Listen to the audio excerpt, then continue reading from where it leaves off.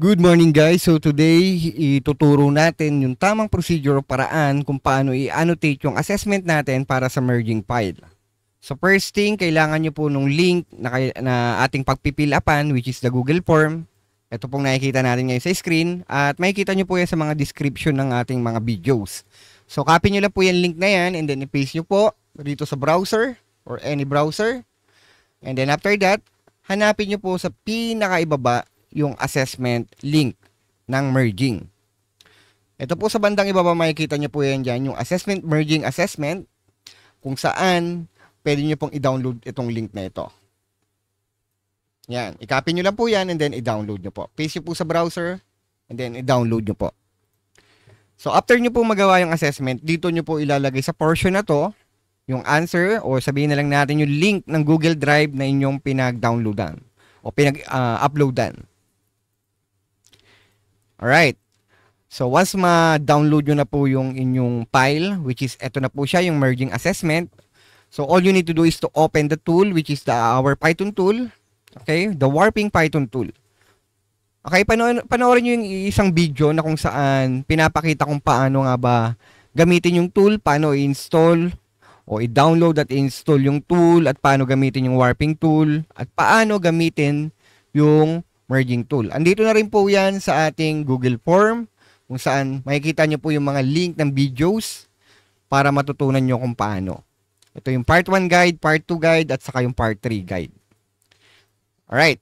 So after nyo na nga po ma-download yung assessment ng merging file, kailangan nyo po i-load sa image directory. Itong nakikita nyo ngayon sa screen. Then i-locate nyo lang po yung file na dinownload nyo para sa assessment, which is yung merging assessment folder. Select nyo lang po yung folder na yan and then wait na mag-load dito sa inyong tool. Okay. So, pumunta muna po kayo sa pinakaunahan. So, i-scroll up nyo po ito. Minsan nasa gitna yan, minsan nasa ibaba. I-scroll up nyo po yung pataas. I-select nyo po yung pinakaunang ID o pinakaunang frame. So, dito po ang goal po natin is makuha yung pinakadulong bahagi o edge na bahagi ng ating kalsadang dinadaanan. So, may mapapansin po kayong dalawang linya dyan, yung red line marking o red line annotation, o ito yung left annotation line natin, and then yung kulay blue naman ay yung blue line marking o blue line annotation natin, o yung right marking annotation natin. So, yung red natin ay kailangan matarget yung pinaka-edge o pinakadulong bahagi ng kalsada. So, meron tayong tatlong klaseng reference sa pwedeng pagbasihan kung saan natin ipoposition ng tama yung red line marking natin. So, unang-una ay yung curb o yung tinatawag sa atin na gutter.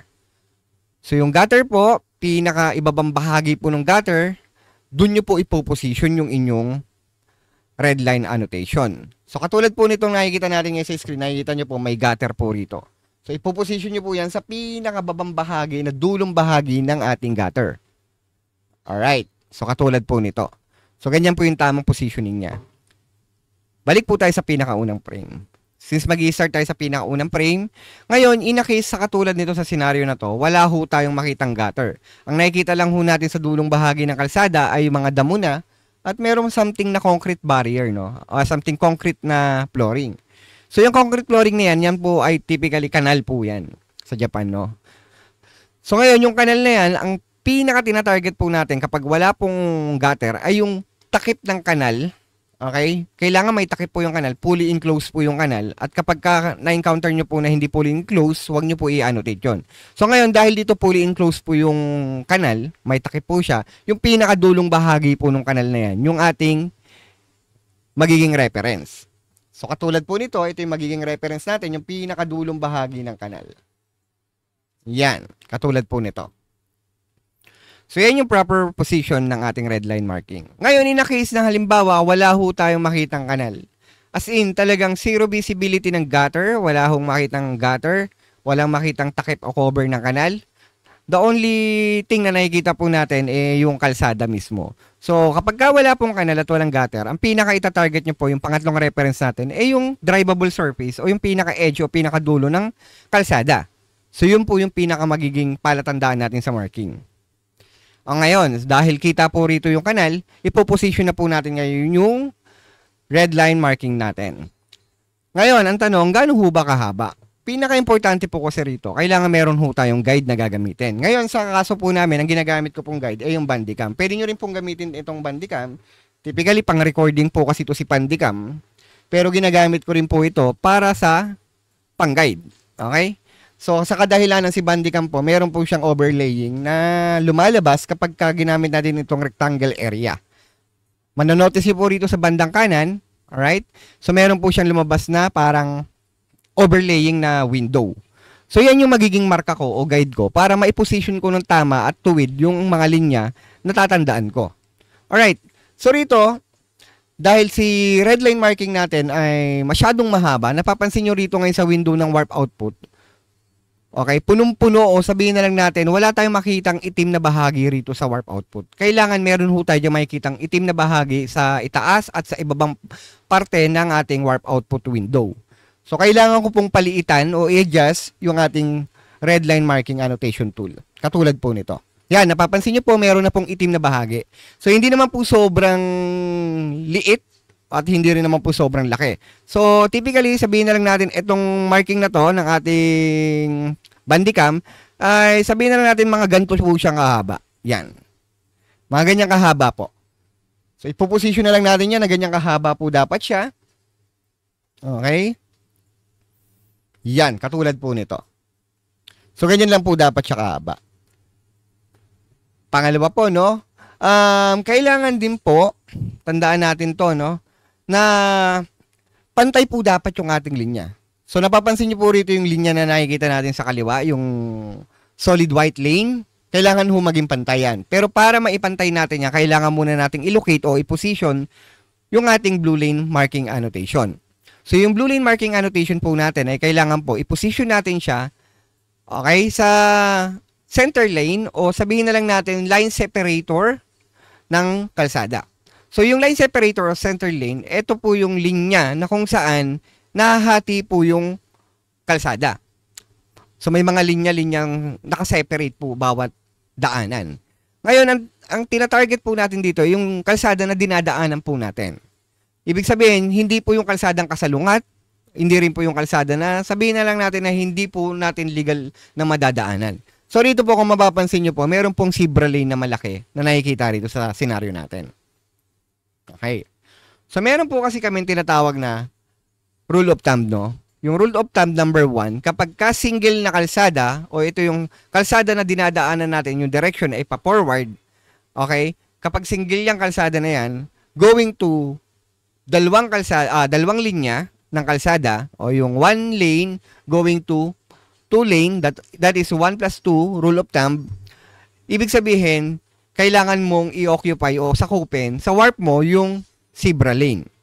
Sa kaso nitong ating senaryo na to, kung mapapansin nyo po, yung kalsada ay single lane. Hanggang sa makarating siya sa pinakaunahan, hanggang mawala yung zebra lane, mapapansin po natin na single pa rin yung linya ng kalsada. So, ibig sabihin, papasok siya sa rule of thumb, single lane plus single lane o 1 plus 1 rule of thumb.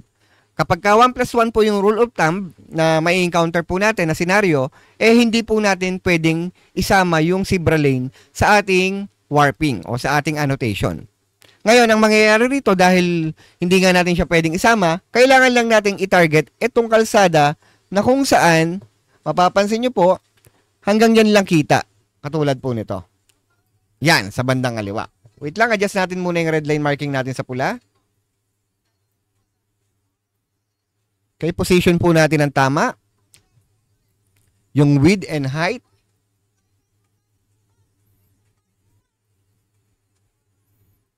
Alright. So, yan.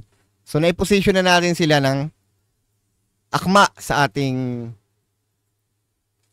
target na position.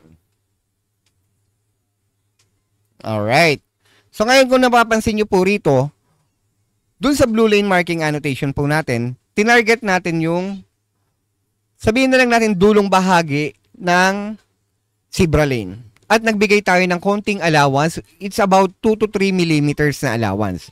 So, lagi nating tatandaan na kapag mag-a-annotate tayo ng ating blue lane marking, mapa center lane man yan, broken lane man yan, o katulad nito, zebra lane man yan, o line separator man yan. So, kailangan natin magbigay ng at least 2 to 3 mm allowance. Katulad po nitong ginawa natin. Meron tayong allowance sa 2 to 3 mm. And then, pag titingnan natin ngayon yung mga linya na palatandaan natin, which is itong solid lane marking natin dito sa bandang kaliwa, so, naka-align na po yung ating linya, no? Naka-align na po yung linya sa ating palatandaan, which is yung bandicam na window. Tuwid na po siya. Ganun din naman po yung nasa kanan na bahagi. Tuwid na rin po siya. So, yan yung pinaka ini-aim natin na mangyari sa ating warping. Sa ating pag-a-annotate. So, kailangan maging tuwid po yung mga linya na yan. At pangalawa, kailangan po masunod itong kulay itim na nakikita nyo sa bandang itaas at ibaba. So, rito, ito yung ideal na gusto kong gawin nyo, no? So, hindi ganung masyadong hindi nakita yung itim o hindi naman masyadong sobrang anlaki ng portion na sakop ng kulay itim na ito. Itong part ng itim na ito. So, yan yung typical na gusto nating mangyari.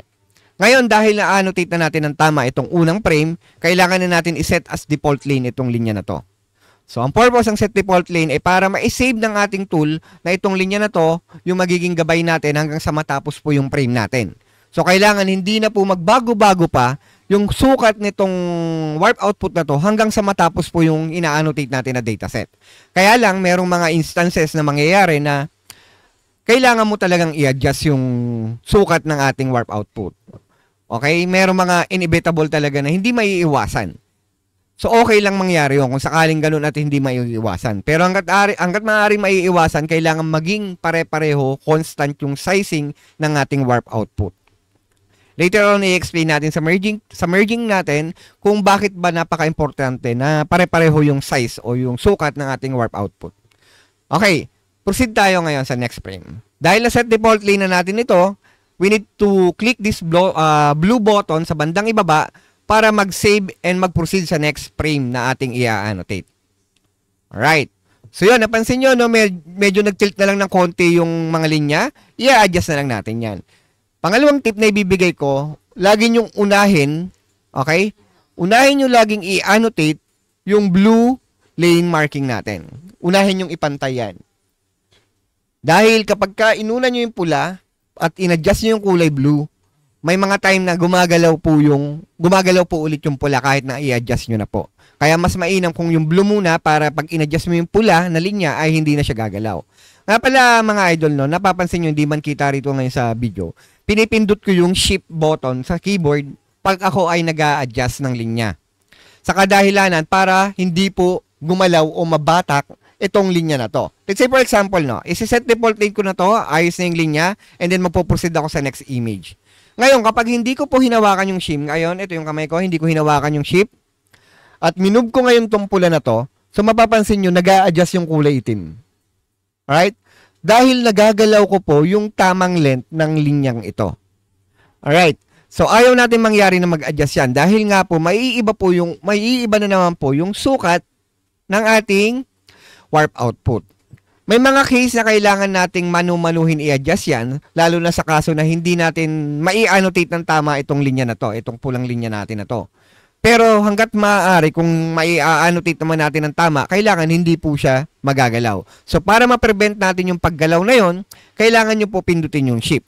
At sa kaso na kunyari ay nagalaw nyo po yung linya na yan ng hindi pinipindot yung shift, okay lang naman po. Kailangan nyo lang i-reset to default lane, yung inyong linya. Dito po sa bandang itaas, makikita nyo po yung button na to, reset default lane. Babalik po yan sa tamang sukat. Alright. Pag bumalik na sa tamang sukat, huwag kalimutan, pindutin po natin yung shift at una nating i-align yung color blue na linya, which is yung nasa kanan natin. Ipapantay natin yan sa guide natin, which is yung bandicam. And then saka po natin i-adjust tong kulay pulang linya. Alright. So hanggang matapos yung dataset, ganito po ang ating gagawin. Set ulit natin tong linya na to as a default lane and then proceed next. And then align ulit natin. Pati sa kanan at kaliwa. Set default lane, proceed next. Okay. So kung mapapansin nyo idol kung bakit napaka-importante na meron tayong guide at meron tayong sinusundang tamang sukat. Kung mapapansin nyo yung red line annotation natin dito sa bandang kaliwa, kung titingnan nyo po, wala na po siyang takip ng kanal. Hindi na po visible yung takip ng kanal. Pero kung tutuusin, meron po yung takip ng kanal. However, dahil masukal po yung kalsada, ang nakikita lang po natin dyan ay yung mga damo-damo at saka mga buha-buhangin. So ngayon, dahil nga wala na tayong paraan para malaman kung nasan po banda dapat yung position ng ating red line marking, kung wala po tayong guide, hindi po natin may position ng tama yan. At dahil meron po tayong guide, ang mangyayari lang po dyan, ipoposition lang po natin yung ating line marking according dun sa guide preference natin dito sa Bandicam. Kung mapapansin nyo po, ayan, itinuwid ko lang po yung ating linya at yan na po yung tamang sukat ng ating red line annotation marking at ang ating blue line annotation marking. So yun yung importance po na talaga ng ating markings. I mean ng guide. Itong kulay blue na guide natin ng Bandicam. Napaka-importante po talaga niyan. Okay, set default lane po ulit natin yan and then proceed tayo ulit sa next. So ganyan lamang po ang gagawin natin hanggang matapos po yung ating senaryo. Actually ito tuwid na, no? Wala na tayong babaguhin dyan. Set default lane na lang ulit and then next. So may mga ganong senaryo mga idol, no? Na okay na, naka-proper position na siya. Halos wala ka nang i-adjust talaga. Magne-next ka na lang talaga. Okay. So ngayon, ito, okay na, no? Nakapag-set ulit tayo. Proceed next. Medyo nag-tilt na po siya, no? Meron tayong mga scenario, mga idol, no? Na yung linya natin o yung red line, itong mga markers natin ay lumalayo po sa ating subject o dito sa ating hood ng sasakyan. Ayaw natin kasing mangyari na lumayo po itong red line marking natin sa hood ng ating sasakyan. Sa kadahilanan po na kapag mas malayo po itong mga linya na to, ay mas malabo po yung nakaka-capture natin na dataset. Kaya hanggat maaari, kailangan ay mas malapit po siya sa hood ng ating sasakyan. Kaya kung minsan, nangangailangan na i-adjust po natin ng mano-mano yung ating red line annotation marking. Nang sa ganun po ay para maipalapit po ulit natin ito dito sa ating target na hood. Para mas malinaw po o mas maganda yung quality ng image na makukuha po natin. Okay, sa kaso na to, pwede pa naman to, hindi pa natin siya i-adjust. Puposition na lang natin tong ating blue lane marking. Okay, may tip nga pala ako pag mag-a-adjust po kayo ng, halimbawa lumayo na itong ating red, itong mga annotation line natin, lumayo na sa hood ng sasakyan. Which is, yun nga, ayaw natin mangyari yun. So, kailangan nating i-adjust yun para ilapit natin ng konti sa ating hood. So, mayroon akong tip, kailangan, kapag i-adjust nyo po yung distance ng ating line annotation, kailangan po kahit papano, yung halimbawa po, ito no, yung road surface na inyong ina-annotate o tina-target, kailangan wala pong road sign o road paints. For example ng road paints, itong zebra lane na to. Yun. So, kailangan wala pong zebra lane bago kayo mag-adjust. Kailangan yung linya lang na nakikita natin, which is yung solid lane marking lane lang yung nakikita natin. Para kapag in-adjust po natin, hindi po siya magiging parang tawag sa ganito. Maliit yung isang image, malaki naman yung kasunod na image. So, parang hindi siya magiging proportion. At kakailanganin nyo pong i-resize yun o i-upscale yun ng todo na makaka-apekto sa quality po ng ating dataset. Kaya hanggat maaari, katulad po nito, dito sa area na to kung saan wala na po yung zebra lane, pwede ko na po siyang i-adjust papalapit sa aking target. So, ganito ang gagawin ko, i-adjust ko siya. Ganun din dito, i-adjust ko. Kung napansin nyo na wala yung kulay itim, so kailangan bumalik po ulit yung kulay itim according dun sa guide natin sa Bandicam. So, babatakin ko lang po itong nasa taas pa, atras, hanggang sa pumantay na ulit siya ron sa aking guide. At kapag pumantay na ulit siya sa aking guide, ipoposition ko na lang ulit ng tama. Uunahin ko yung blue lane marking. Position. And then isusunod ko naman yung red lane marking annotation ko. Yan. So, ang nangyari na i-adjust na natin ng tama yung ating red lane marking papalapit sa ating subject, which is yung hood ng sasakyan. At naibalik natin sa tamang position ng ating guide, which is yung Bandicam, yung sukat ng ating warp output. At kaya kapag ganyan, pwede na ulit tayo mag-set default lane and then proceed next. So, ganyan lang po ng ganyan, paulit-ulit yung ating gagawin. Okay? So, hahaba pa yung video pagka isa-isay nating matapos ito habang nag-explain tayo. So, ipapakita ko na yung kasunod na senaryo na kailangan yung tandaan. So, ano ba yung kasunod na senaryo na kailangan natin tandaan? Okay. So, So, rito sa part na to, mapapansin nyo, kita na ulit yung kanal. Unahin natin yung blue line marking. Okay, so kita na yung kanal. However, nung inilagay na natin itong position na natin yung ating line annotation natin, kung mapapansin nyo rito sa bandang kaliwa, yung line natin ay hindi nakasagad sa dulo o sa edge ng ating kanal. So kapag ganyan, ayaw nating mangyari yung ganyan, no? Kapag hindi po siya nakasagad sa dulo ng kanal, at pantay naman po rito sa ating guide itong linya natin na puti, yung solid line natin. Ang masusunod dito, mga idol, kailangan yung isagad pa rin yung pulang linya natin dun sa pinakadulong bahagi ng kanal. So katulad po nito, i-adjust ko po siya.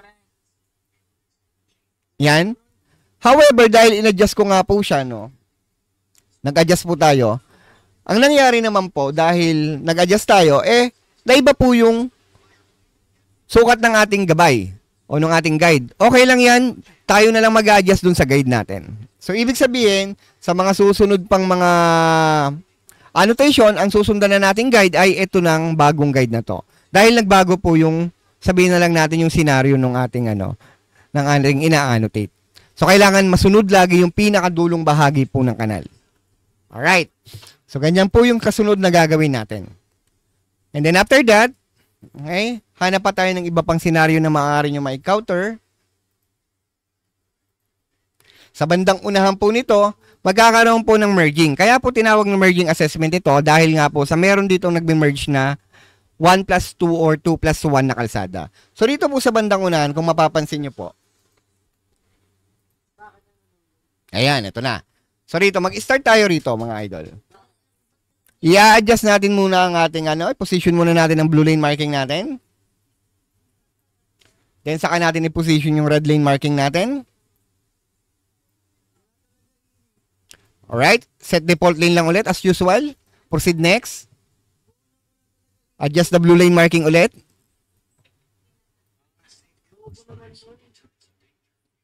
Okay, proceed tayo sa red lane annotation marking.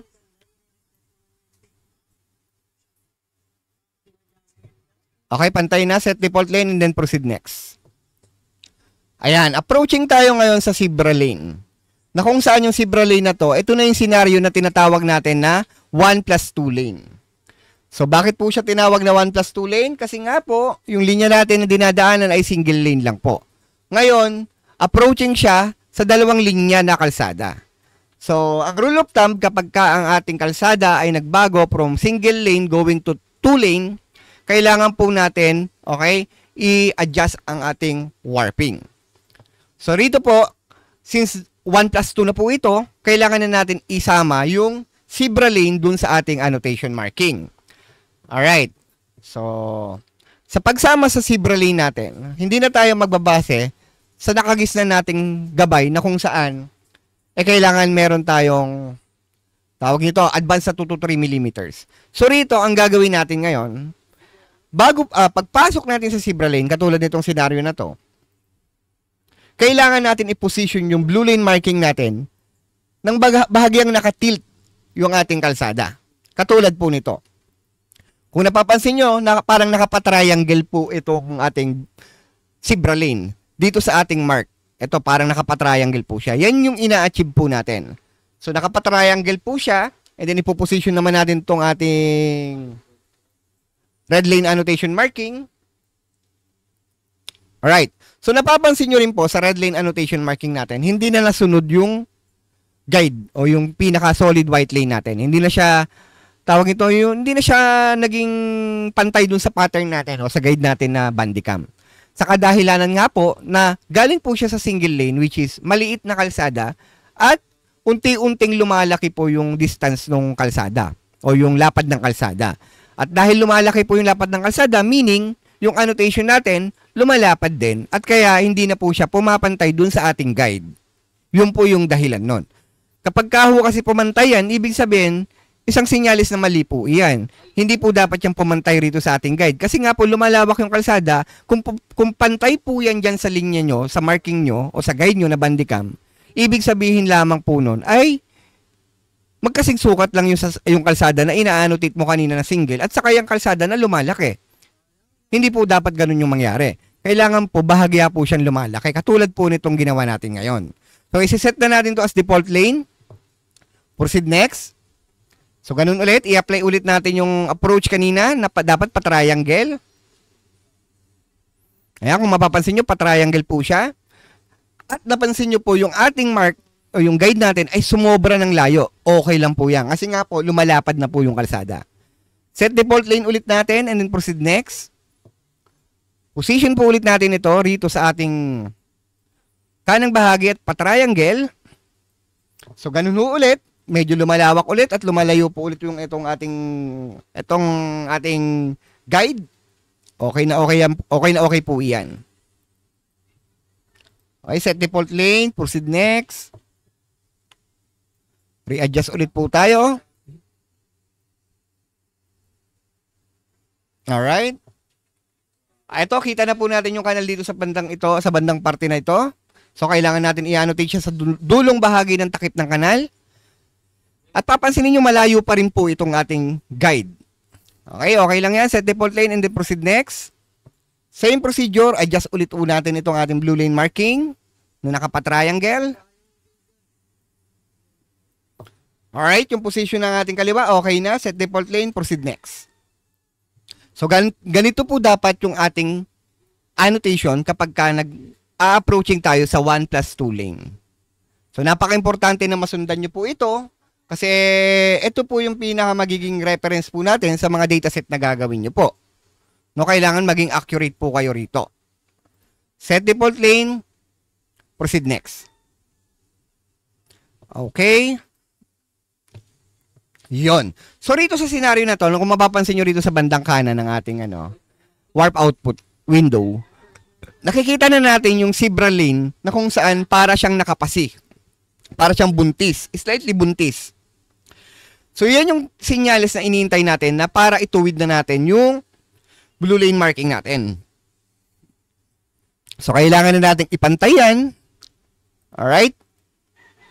Katulad nito, na may adjustment na konting 2 to 3 mm at kailangan nating i-position na ng tama ang ating gabay o ating guide.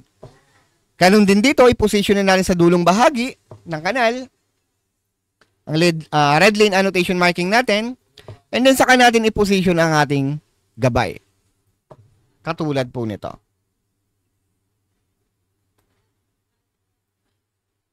Yan. So, ito po yung ina-achieve natin na mangyari, no?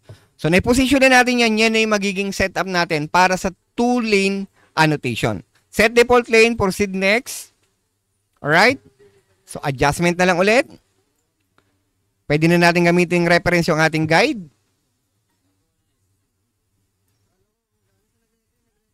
Alright? Hanggang sa matapos po yung ating annotation.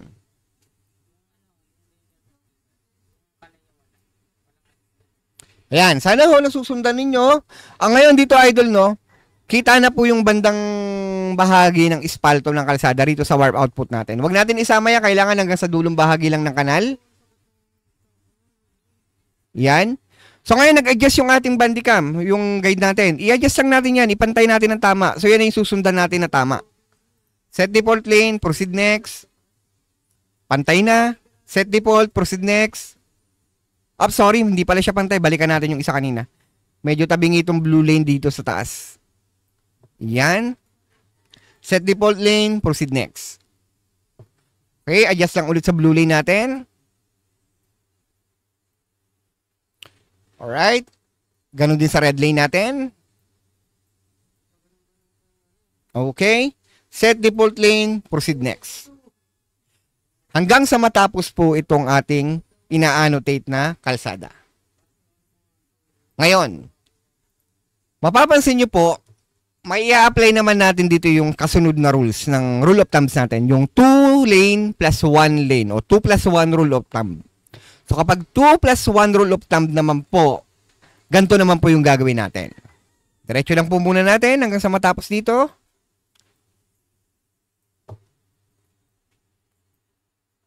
Okay, just bear with me. Patapos na tayo rito sa 2 lane.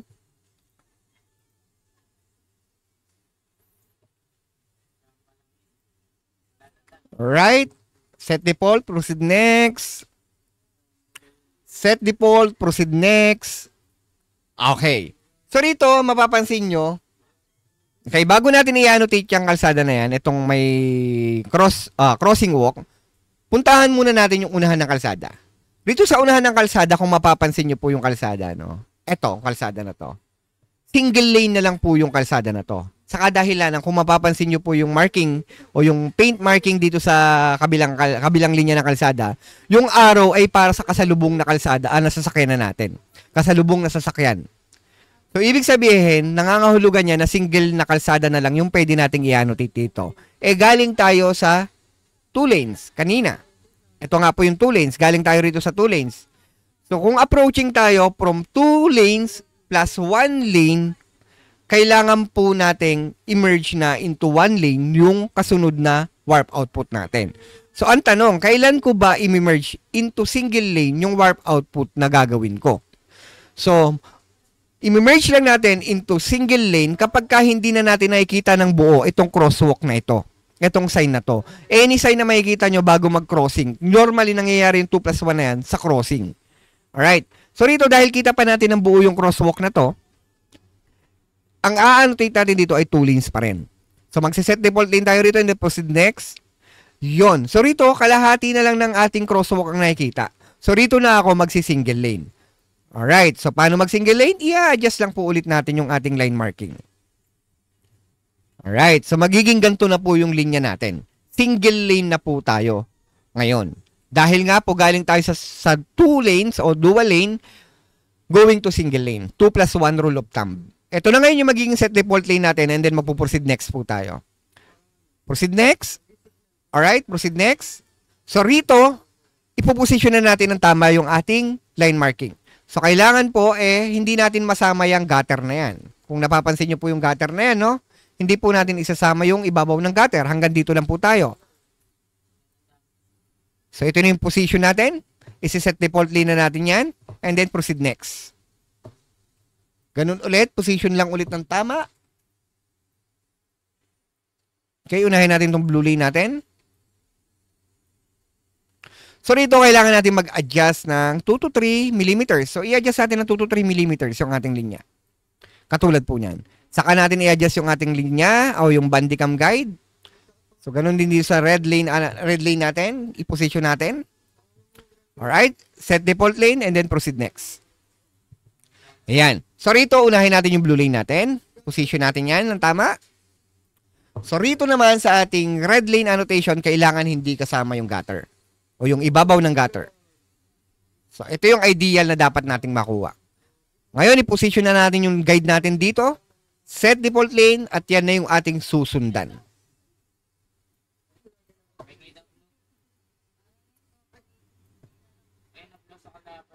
Okay, so ganyan po mangyayari rito sa ating annotation mga idol, no? So, hindi ho dapat lalampas sa gutter yung ating red lane annotation. Yung katulad nito, nakaangat. Hindi po dapat ganyan nakaangat na ganyan, no? Kailangan po swak na swak lang sa edge yung ating red lane annotation. At ganun pa rin naman sa blue lane natin. Kukunin pa rin natin yung line separator. At the same time, kailangan meron siyang allowance sa 2 to 3 millimeters allowance. Alright. So, yan. Okay na. So, typical, pantayin na po ulit siya. Hanggang sa matapos yung ating senaryo, ganyan po yung gagawin natin. So, yan po yung tutorial natin para sa merging annotation guide. Which is yung rule of thumb natin, i-recap natin, kapag ka 1 plus 1 road o 1 single lane, going to single lane yung kalsada at may zebra lane na madadaanan, hindi po natin kailangan isama sa warping natin yung zebra lane. At kapag ka naman galing sa single lane, going to 2 lane o 1 plus 2, kailangan nyo pong isama yung zebra lane. At kapag ka naman po halimbawa, galing naman tayo sa single lane, going to 2 lane, galing tayo sa 2 lane, going to single lane, na normal nangyayari sa crossing. So, kailangan nyo po munang i-annotate ng 2 lane yung kalsada kapag ka nakikita pa rin po ng buo yung crosswalk. At kapag hindi na nakikita yung crosswalk, dun na po tayo papasok yung isi-single lane na lang natin yung kalsada. So, ganun lang guys. Ito yung pinaka-importante na tatandaan nyo kapag ka nag-warping na po kayo ng ating assessment. Ito na po yung pinaka maibibigay at maitutulong ko sa inyo ng tamang guide para gawin nyo po ng tama yung ating line marking annotation. At nga pala guys, no, dahil natapos mo itong video na to, so ini-encourage kita na magpasa ng assessment ng may mataas na kalidad. Dahil kukuha ho tayo ng 5 lead na mamumuno, o sabihin na lang natin magiging priority sa supply ng ating line annotation project. So yun lang mga idol, panoorin mo yung kasunod, which is isusunod natin yung merging ng ating file. Paano natin i-merge ng tama itong ating ginawang warping lane.